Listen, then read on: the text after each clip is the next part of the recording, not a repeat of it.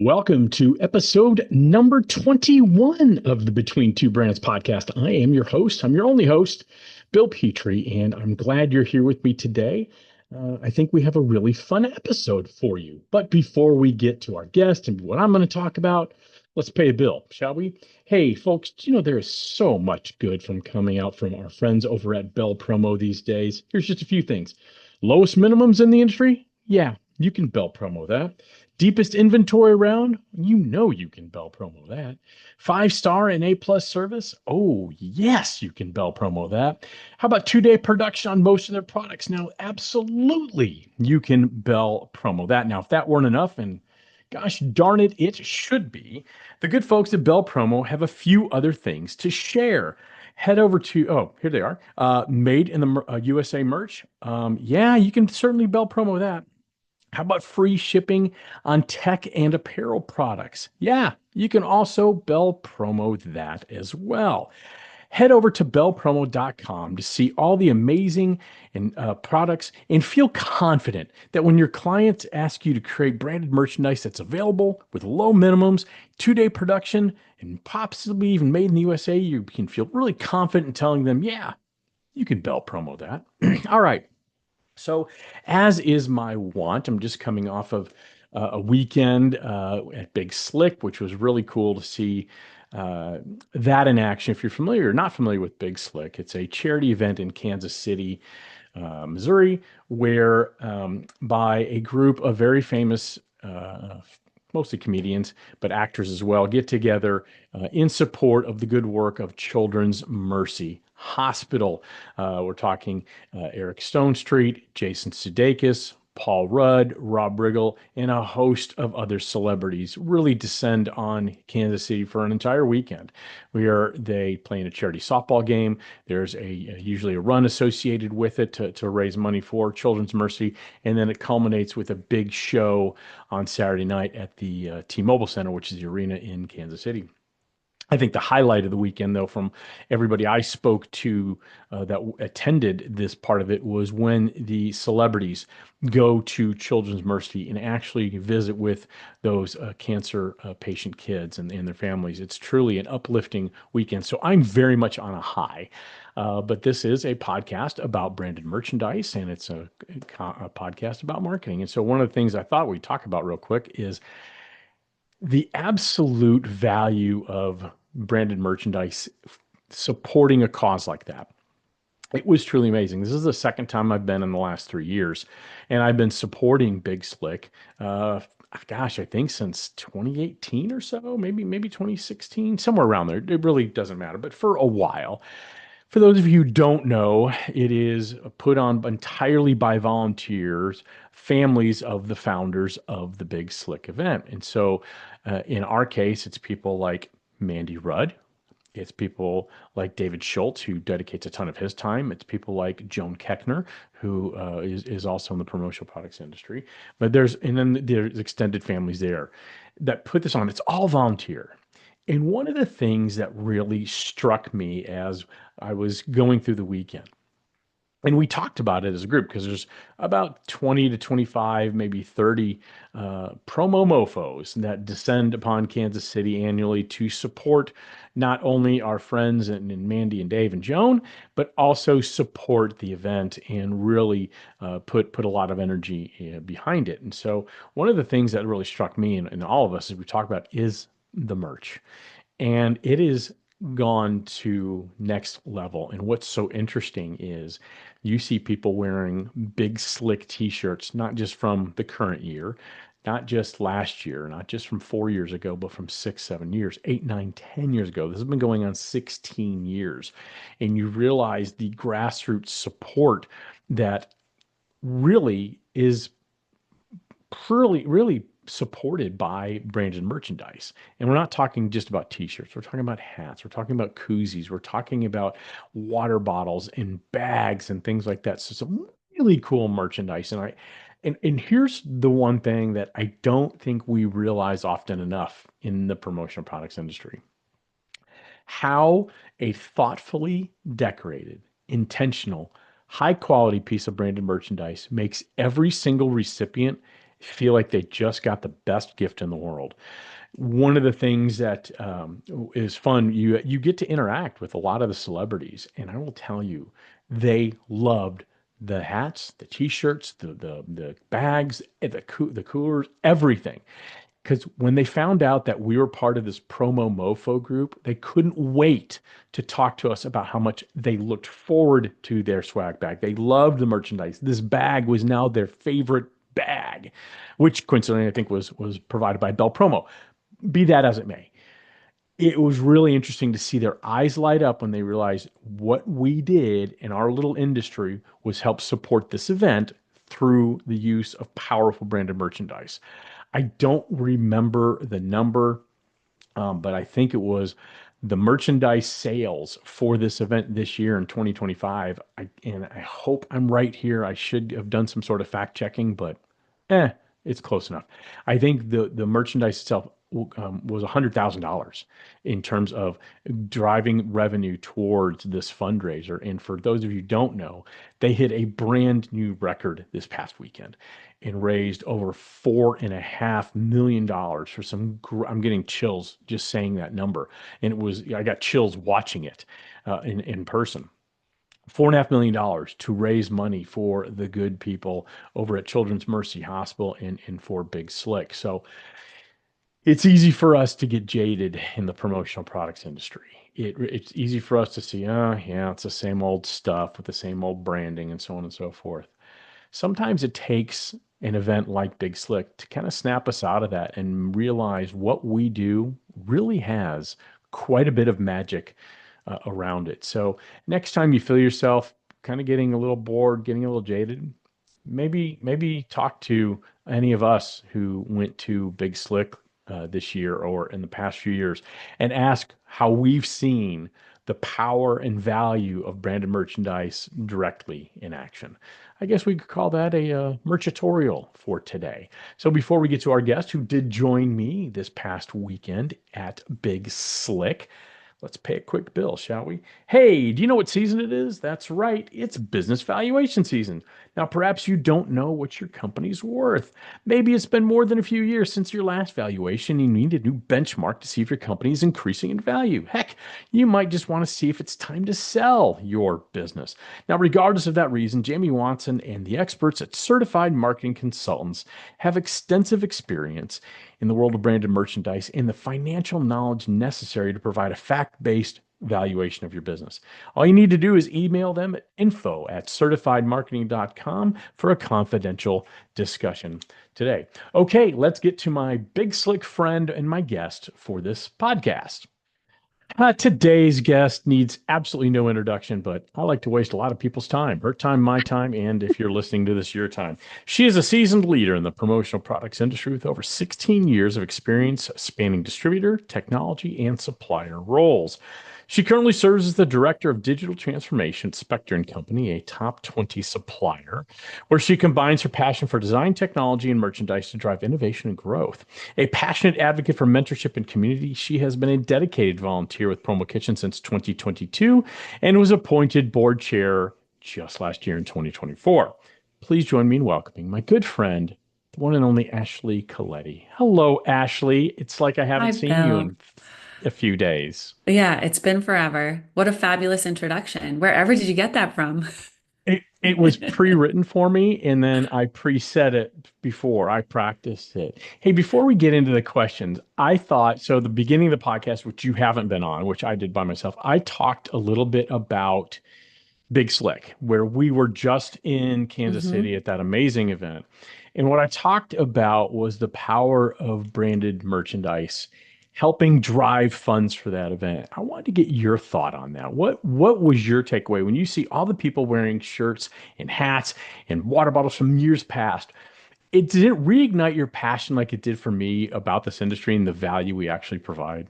Yeah, every time I go to Kansas City, it reignites my passion for it. I have never been to a city that is more proud and has more merch than Kansas City. And Yeah. not only that, every time I'm in an airport now, I know who's from Kansas City because they will be wearing something from Kansas City. And it doesn't even have to be related to a sports team. It's just for the city. And Yeah. what did I take home from that experience? Well, since I've been there 4 or 5, I think this was my fourth year going to Big Mhm. Slick, I now have a section in my closet devoted to just Kansas City t-shirts, Big Slick t-shirts. So I've Yeah. literally brought home at least, I don't know, enough for a week. I have the same issue. And it was when I was packing to go, I'm like, which ones do I take? Do I take the Big Slick at Home t-shirt? Do I take, I had all sorts of issues. And Sandy and I, my wife who went, we were talking about it on the way home is I don't think there's a state more prideful than Texas. I don't think there's a city more full of pride than Kansas City. And I like you, it's like the proliferation of a simple design of a heart and the letters KC. It's everywhere. And it's like you need to get the new shirt each year, which is an amazing fundraiser for the Yeah. Children's Mercy Hospital. Like it's $100 for a t-shirt. We work in Yeah. this industry. We know how much they're worth, and we still pay Yeah. that every year because there's the FOMO of missing out on the shirt. Not only do we want to support the hospital, but we just really want the merch. So Absolutely. It's funny. And then, what I was telling earlier in the podcast, because we are adjacent to planners, we do not plan anything for the event. We just show up and have a good time. But we know Mandy and Dave, and we will get to interact with a lot of the celebrities in the way their face lights up when they realize we are part of the industry that provided the merchandise. It's always inspiring to me. I mean, I think we're the promo celebrities, but that might just be I my do view. too. I think you are. All right, let's get to know you a little bit. I have five very easy questions that let's just get to know Ashley a little bit. Are you ready? I'm ready. All right, let me Shoot. put on my spectacles. Oh, I'm shooting. Ashley, you're the director of digital transformation at Spector Company, which sounds incredibly forward-thinking and frankly very cool. Let's be honest. You work in an industry where a disturbing number of distributors still use color-coded manila folders, store proofs in their inboxes, and say things like, "Can you make this camera ready?" So I have to ask, what does digital transformation actually mean for both Spectre and the overall industry? So I think you'll be hard pressed to find somebody else with this job title in our industry. I think it's coming. Maybe there are some that I haven't met yet. But for us, it's the client facing side of IT. I collaborate with sales and marketing. And I think, just like you said, maybe our industry is a little behind the times in a lot of ways, but in a lot of ways that we're moving forward quickly. So I work with distributor partners on integrations. I also work with e-commerce heavy accounts, accounts that have e-commerce capabilities and they want better integrations. And I mean, we joke about our industry still using fax machines and manila folders and all of that. Certainly was that way when I got here. But since I started with this department just over 6 months ago, we have 700 distributors using promo standards That's endpoints, awesome.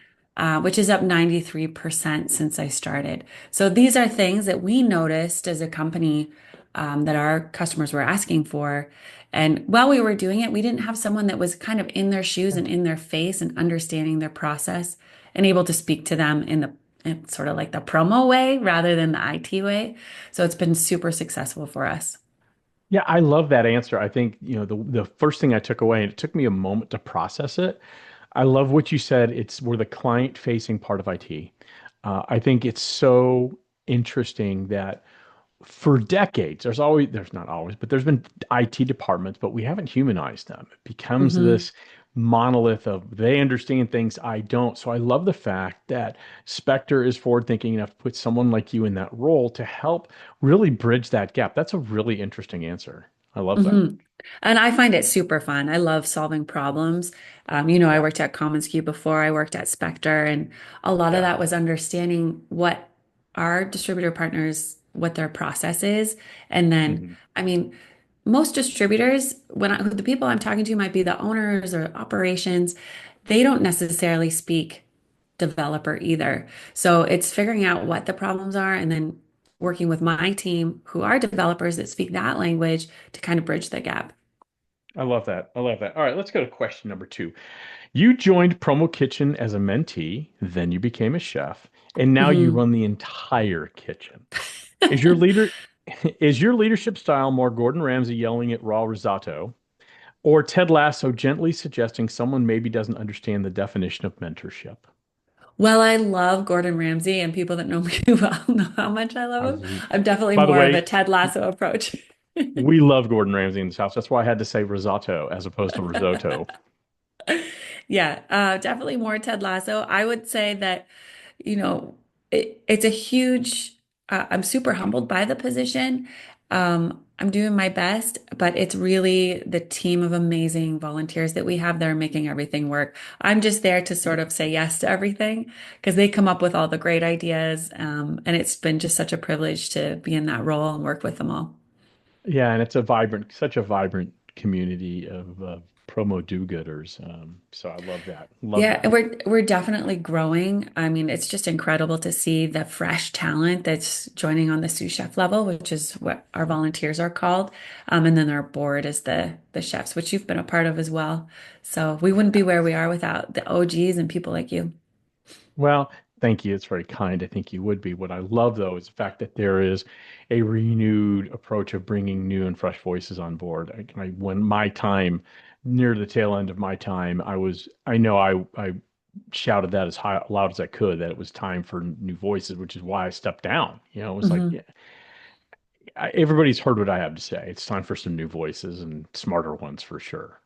I don't know about that, but we definitely have some really cool, fresh new voices coming in, and you're going to be seeing a lot of big things come from Promo Kitchen.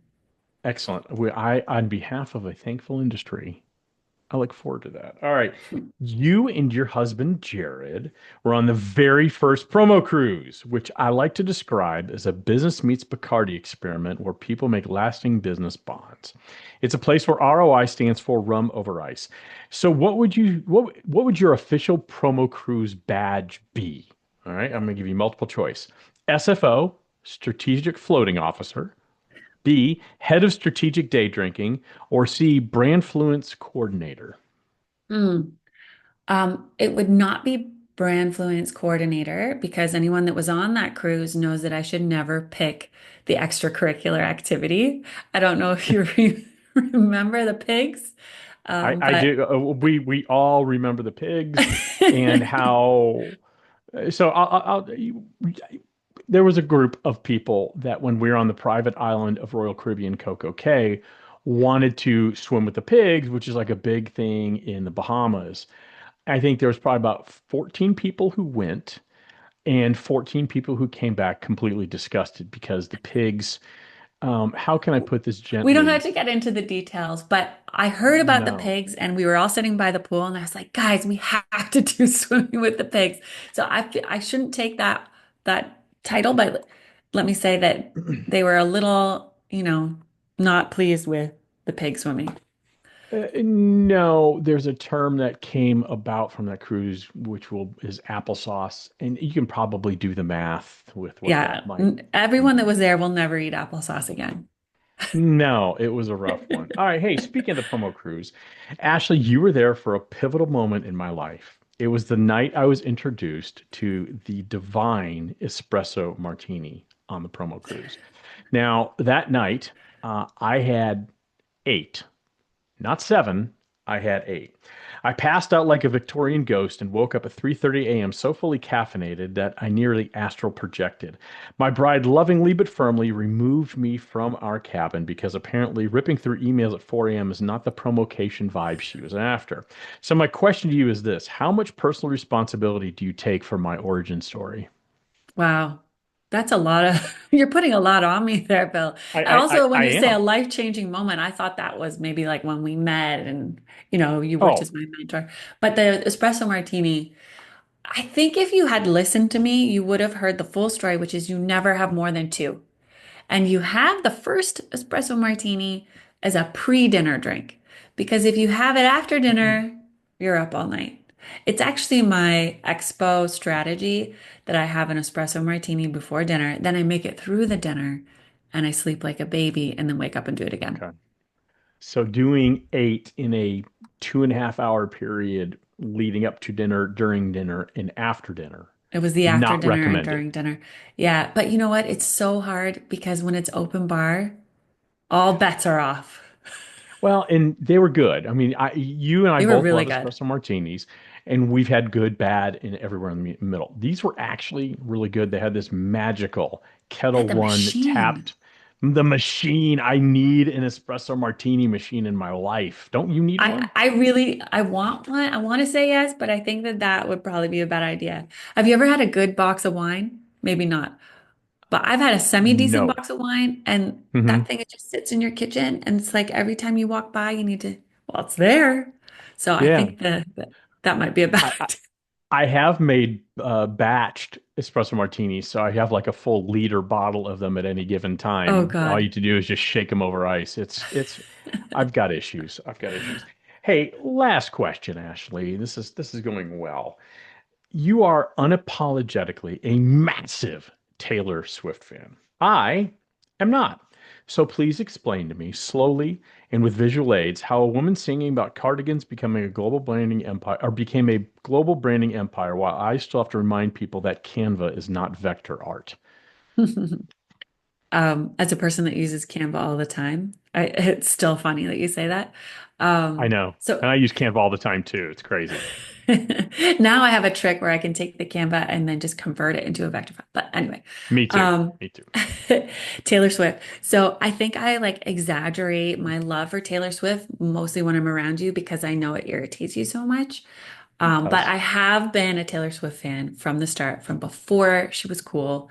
And Yeah. it's one of the reasons actually I fell in love with Spector because back when I was a distributor, um, Rob and Tina and Jenny, who worked there at the time, and Victoria, who's still with us, and she's our VP of sales. Anyway, that Hmm. group took me to a Taylor Swift concert Hmm. before the tickets were impossible to get. So this was Right. like her 1989 tour. And really, it was an event they put together for their like top clients. They reached out to the fathers to bring their daughters. It's like a really cute bonding experience. And then I got a side message that was like, "Hey, we know you're a Swiftie. Do you want to come with all these kids?" So I went and it was amazing. I still have the t-shirt. They did all kinds of like Swifty branded things. And back then, this is a long time ago, actually. I'm going to say like 10, 11 years ago. They used to sell selfie sticks. Remember when those Hmm. were super Oh popular? yeah. I still have Oh my yeah. Swifty selfie stick, which isn't allowed in the concerts anymore. And they did branded earbuds, and it was just like a whole big experience and super fun. And now look, back then I had no intention of working at Spectre. Now I'm And here. here you So are. if you want to impress people, take them to a Taylor Swift concert. Well, They'll yeah, love you and forever. look, much like your love for Taylor Swift is exaggerated, my distaste and disdain for her is also exaggerated. I do admittedly have about three Taylor Swift songs just in my Ed. playlist, or Oh, my in your massive playlist. playlist. So I do. And look, I my music tastes are very eclectic. It is very varied. And so I like a good song though, and she writes exceptionally well crafted songs.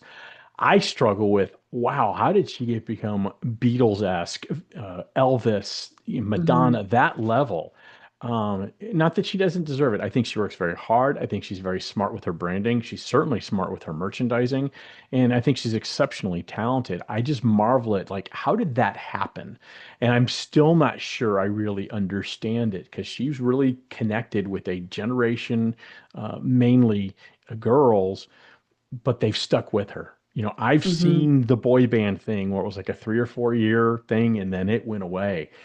Her sustainability, the way she has continued to be as popular and in fact only enhance her popularity, it is a tremendous case study in personal branding that should not be ignored. I mean, all kidding aside.